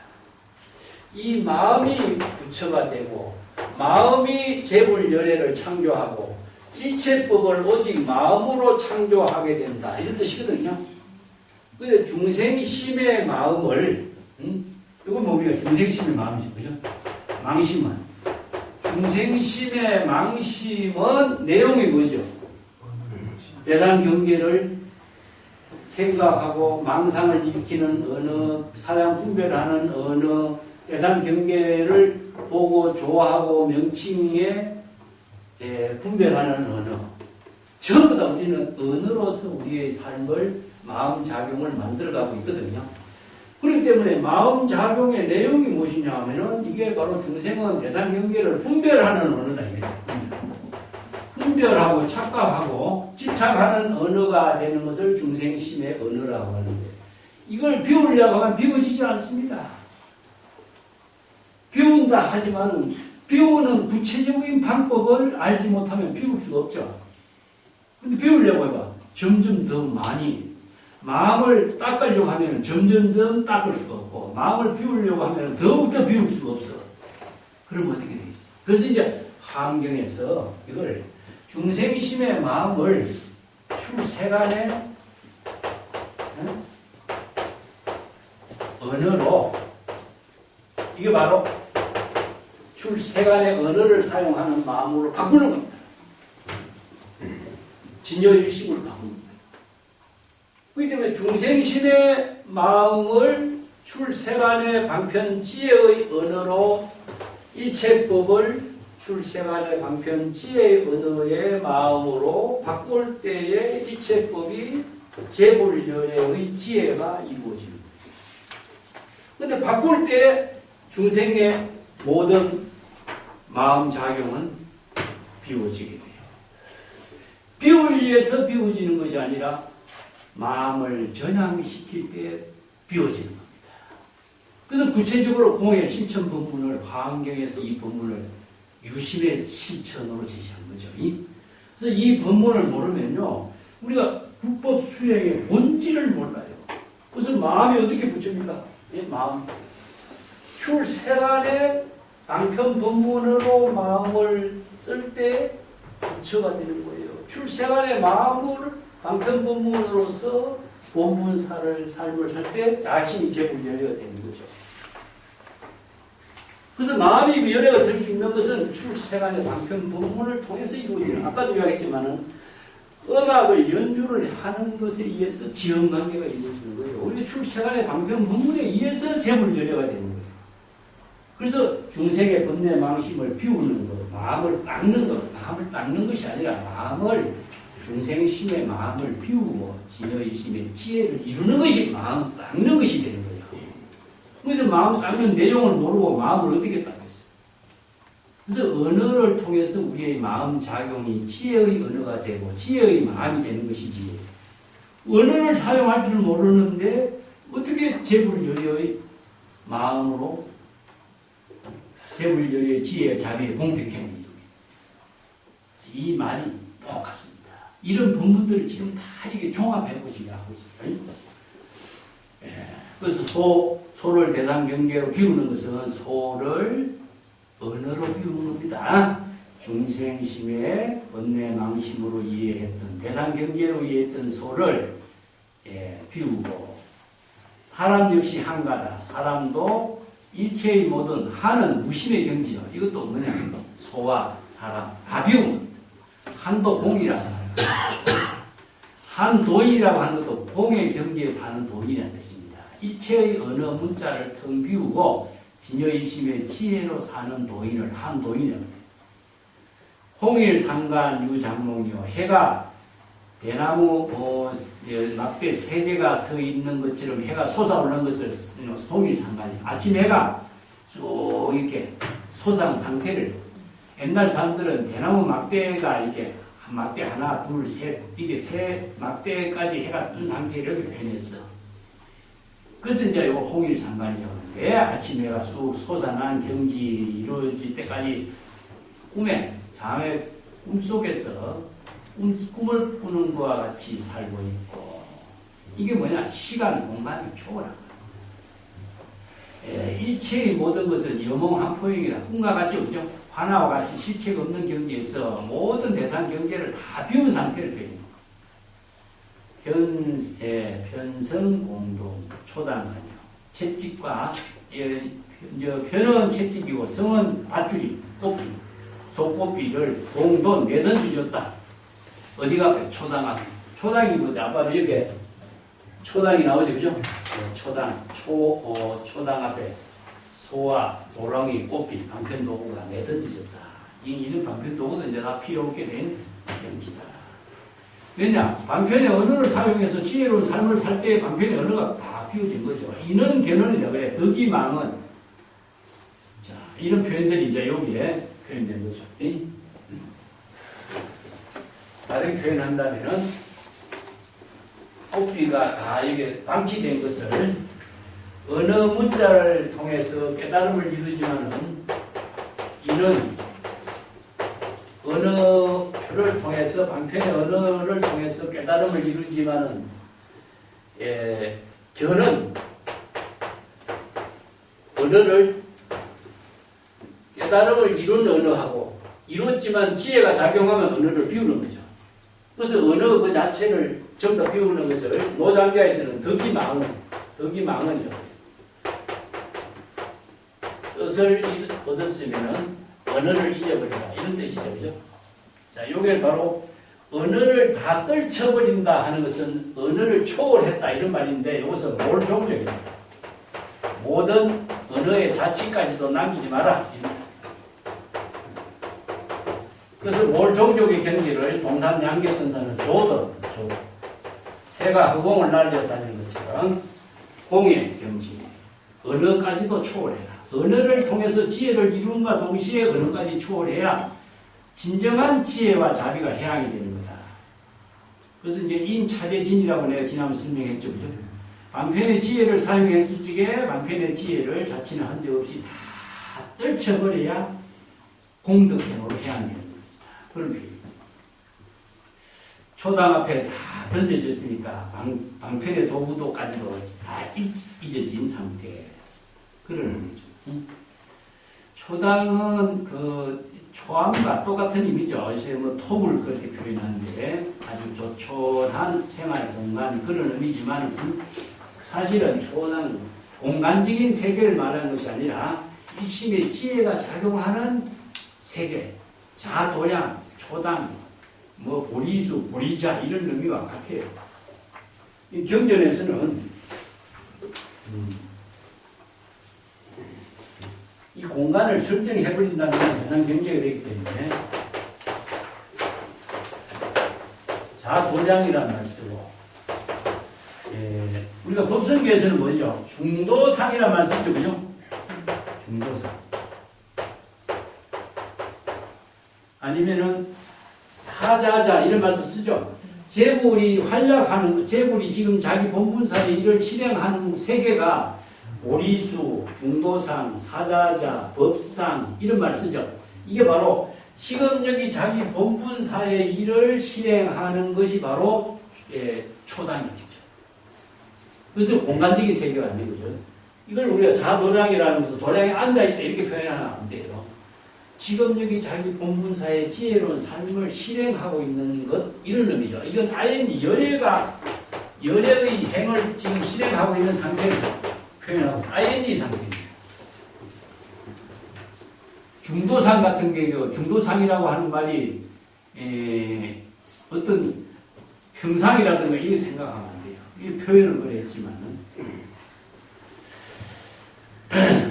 자, 그 다음에 석고이 화장 개종 봅시다.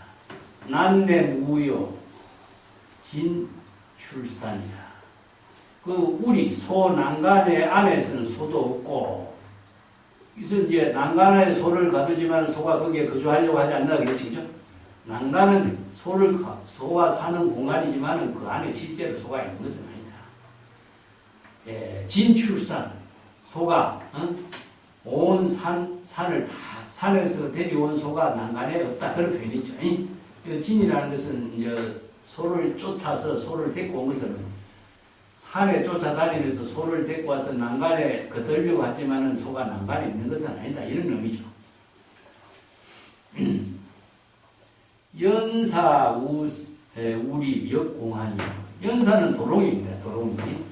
또 우사는 무엇이냐면은 뭐 삿갓이죠. 비를 먹는. 역시 공한, 삿갓, 도롱이. 이것도 공한이 방편 도구도 지금까지 다 쓸모가 없이 되었다. 한가하게 내던져져 있다. 이런 행가, 행락, 무게요. 여기서 가락이라고 하는 말이죠. 그죠? 노래를 부르고 즐거운 낙도가의 삶을 살고 있는 경지. 그런 표현을 벌써 여기 노래 부르는 것인데, 노래 부르고 즐겁게 낙도가를 부르고 가는 길에 어디에서도 걸림이 없다. 이게 뭐 얽혀 있는 데가 없다. 구속되는 데가 없다. 그냥 무예자제하게 자기 삶을 노래 부르고 낙도가의 삶을 살고 있다. 그런 영덕일신 천지간이요. 영덕이라고 하는 것은 싸움을 이기라는 뜻입니다. 영덕, 싸움을 이기다. 이게 선생들이 잘 사용하고 있어요. 이게 구도행을 해서 도를 깨닫다 하는데 이거 영덕이라는 말이 있어요. 이게 구도행은 싸움이잖아요. 그죠? 싸움에서 이겼다. 이런 의미인데. 그래서 소를 찾아서 소를 찾아 집으로 데리고 온 것은 싸움 이긴 거죠. 그래서 이제 소를 깨달아 체득한 한 몸, 진여법씨는 온 천지간에 하나가 되었다. 바로 법계와 하나된 경지를 이루었다. 이런 표현입니다. 이런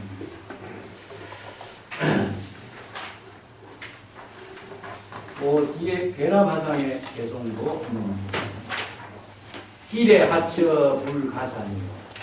몰래 집으로 되돌아오니 고향이 어딘들 고향이 아니냐. 이게 가산은 아까도 나왔지만은 본래의 고향입니다. 이게 본래의 집으로 되돌아왔다 하는 말이 어디죠? 진여부심이죠. 이게 기가 귀명 하는 것은 이거 귀 이런 것은 진여법시대로 귀하고 기가하고 기명하는 것이지 이건 공간적인 세계로 표현하는 거죠. 그래서 수행은 중생심에서 진여본심으로 되돌아가는 게 귀명입니다. 그렇기 때문에 본래 면목에 진여법신의 경지를 깨달아 체득한 것을 기례라고 해요. 무라상망의 진일하니요. 이게 무신무사의 경지는 말이에요. 자의식으로 대상 경계를 모두 다 텅 비워 잊어버린 상태. 이게 진일한 하루 종일 한가롭다. 이 한가로운 상태가 심자한이라고 그러죠. 백락천의 시가 200의 시가 나오나 심자한의 말이라고. 저랑무의 한도인 할 적에 한이라는 말 쓰죠. 그죠? 이게 무신무사의 경지를 한이라고 해요. 무신무사의 경지에서 자기 본분사의 삶을 어느 문자도 다 비우는 경지. 이거 한이라고. 이걸 심 자한이라고도 표현하고 한도인이라고도 표현하고 이렇게 하죠. 한이라고 하는 것은 일체의 모든 대상 경계를 피우고 지금 도인이니까 자기 본분사의 삶을 살고 있는 것을 말이에요. 그래서 저랑무의 한도인이라고 하는데 이건 무심, 무사의 경지다. 다른 말로 한다면 아공, 법공의 경지다. 이런 표현을 해요. 자의식을 비우고 대상 경계를 다 비우는 상태다. 그래서 이제 지금 여기 자기 본분사 일을 진여법신의 지혜로운 삶을 이루는 경지다. 그런 표현이죠. 수신 통현봉 정상이요. 이 통현봉이라는 그 말은 반드시 통현봉 정상을 깨달아 체득한다면 개중혼불유인간이다. 그 진여법신의 지혜는 인간 생각과는 전혀 다른 세계다. 이런 표현이 연결되어 있는데 이 통현봉이라고 하는 말은 고봉정상이라는 말입니다. 원래 이제 천태 덕소선사의 통현봉의 정상은 인간이 중생이 사는 세계가 아니다. 이 출생안의 지혜를 깨달아 체득한 경지를 통현봉이라고 표현해요. 마음 밖에 모든 의식의 대상 경계가 텅 비어 있으니까 눈에 가득 청상 바로 제법 실상의 세계를 이룬 경지다. 이런 표현이거든요. 이게 이제 천태 덕소선사의 그 깨달음의 오도성인데 이걸 지난번에 우리 공부했을 적에 독자 대홍도, 고봉정상, 백척간도, 진일보, 이 깨달음의 경지라고 했죠. 그죠? 독보의 행을 해서 독자적인 깨달음의 경지를 이룬 것을 통연봉. 그래서 통연봉의 정상의 최상의 깨달음의 경지를 체득한 그 신이라는 것은요, 확신하는 겁니다. 그래서 정법의 안목으로 자, 아공, 법공, 이체의 개공의 경지를 깨달아서 최상의 깨달음의 경지를 이룬 경지를 확신한다면 이 신이라는 글자가 이 신이란 글자하고 법이란 글자가 불교 경전에서 참 번역하기 어려워요. 오해가 될 수 있는 말이라. 신이란 글자. 그러니까 우리가 신신명에 보면 신신불이란 말 쓰거든요. 신신불이. 그 신하고 심하고 불이가 돼야 되잖아요. 그러면 신은 뭐죠? 심은 뭐죠? 바로 진영. 일신이야. 그러니까 불법이죠. 불법은 무엇이겠어? 바로 방편법문이에요. 그래서 재불이서라는 출세간의 방편법문에 대한 신심, 어떻게? 진여일심으로. 그래서 신심불이가 됩니다. 그래서 신이 돈, 공동 뭐 이런 말 쓸 적에 신은 바로 진여법신을 불법을 불법 방편법문으로서는 재불연회의 출세간 방편법문이 도를 이루는 근본이 되거든요. 그래서 방편법문에 응하지 않으면 우리 마음이 깨달음을 이룰 수가 없어요. 그래서 신심불이라 이걸 줄여가지고 표현하는 말이거든요. 그 신이란 글자를 우리가 굉장히 이해하기 어렵고 번역하기 어려운 언어 중에 하나가 신이란 글자고, 오해가 많은 글자가 신이라는 글자라. 그래서 이걸 정확하게 이해를 못하면은 말은 하는데 내용을 모르는 거예요.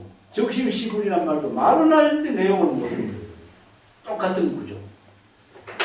이게 불법에 대한 출세간의 방편법문에 대한 그 안목을 철저하게 갖추지 못하면은 세간법인지 출세간법인지 구분하지 못한 사람이 어떻게 구법행을 하겠어요? 발심수행도 할 수 없어요. 예. 그래서 여기에 통연봉, 최상의 정상의 깨달음의 경지를 이룬 것을 철저하게 확신할 수 있는 힘은 무엇이냐? 안목입니다. 그런 안목을 갖추지 못하면은 그 경지가 바로 대상 경계가 되는지, 미혹의 세계가 되는지, 깨달음의 세계가 되는지 판단 못해요. 계중이 무엇이냐? 바로 진여일심의 지혜입니다. 계중.